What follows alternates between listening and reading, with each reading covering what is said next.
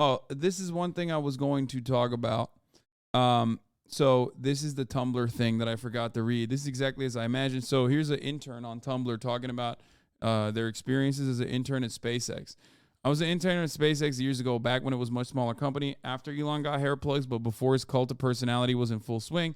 And I have some insight to offer here. Back when I was at SpaceX, Elon basically was a child king. He was an important figurehead who provided the company with money, power, and PR, but he didn't have the knowledge or, frankly, maturity to handle the day-to-day decision-making, and everyone knew that. This actually corresponds to the way that, I want to believe this so bad. Yeah, I mean, I like I said, this is Tumblr. I have no way of verifying this, but the reason why I'm reading it is because, well, one, I think it's funny, and two, it quite literally fucking corresponds to every company that Elon has worked at. Like Tesla has similar management issues as well. Here's a EV reporter in the chat, Fango Live, saying the SpaceX story sounds like Tesla as well. For my context there, I think that conclusion is relatively sound. Yeah. As an ex-Tesla engineer, this checks out. So, he didn't have the maturity to handle day-to-day decision-making, and everyone knew that. He was surrounded by people whose job was, essentially, to manipulate him into making good decisions. Okay?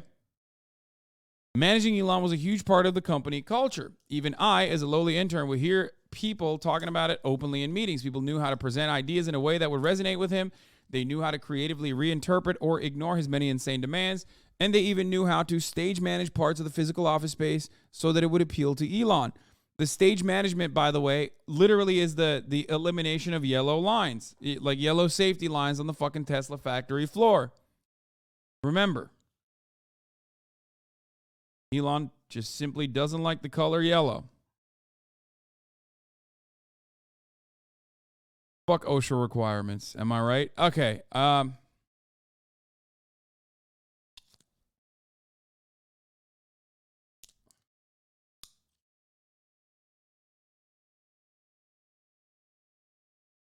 The funniest example of stage management I can remember is this dude on the IT security team. He had a script running in a terminal on one of his monitors that would output random garbage, Matrix style, so that it always looked like he was doing important computer things to anyone who walked by his desk. The second funniest was all the people I saw playing WoW at their desks after 5 p.m. who did it in the office just to give the appearance that they were working late. People were willing to do that at SpaceX because Elon was giving them the money and hype to get into outer space, a mission people deeply cared about. The company also grew with and around Elon. There were layers of management between individual employees and Elon. And those managers were experienced managers of Elon. Again, I cannot stress enough how much of the company culture was oriented around managing this one guy. It's like reverse management. Twitter has neither of those things going for it. There's no company culture or internal structure around the problem of managing Elon Musk. And I think for the first time, we're seeing what happens when people actually take that man seriously and at face value. Worse, we're doing this little experiment after this man has had decades of success at companies that dedicate significant resources to protecting themselves from him, and he's too narcissistic to realize it. This also tracks with Elon's history. His corporate success is almost always reliant on people pushing him to the side.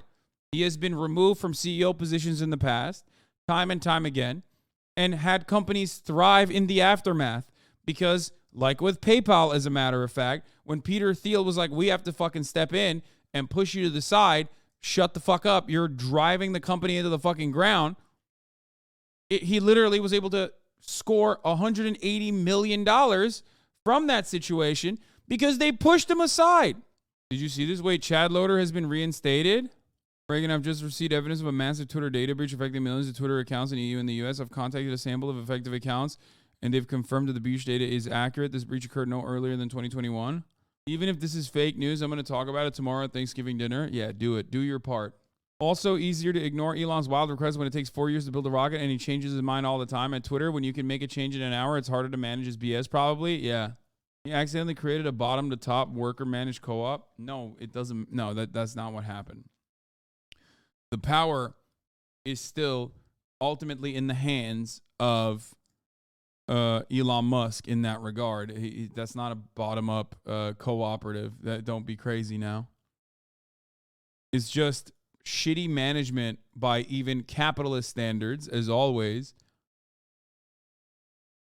I mean, he has always failed upwards, so it's not surprising. We can say that Elon Musk is a scam. I mean, brother, I've been saying that. Here's the other thing I was going to show you. Top G, top E, top D, top K, and top A. Aiden Ross said the Avengers assemble. I said, you want to be right wing so bad. To Aiden. Like, what unites all these fucking man children, dude? Reactionary ideology. That's it. Literally just reactionary ideology. Okay? Money and reactionary ideology. And balding. That's true. Balding is a component there too. Yeah, you're right, actually. Balding, insecurity.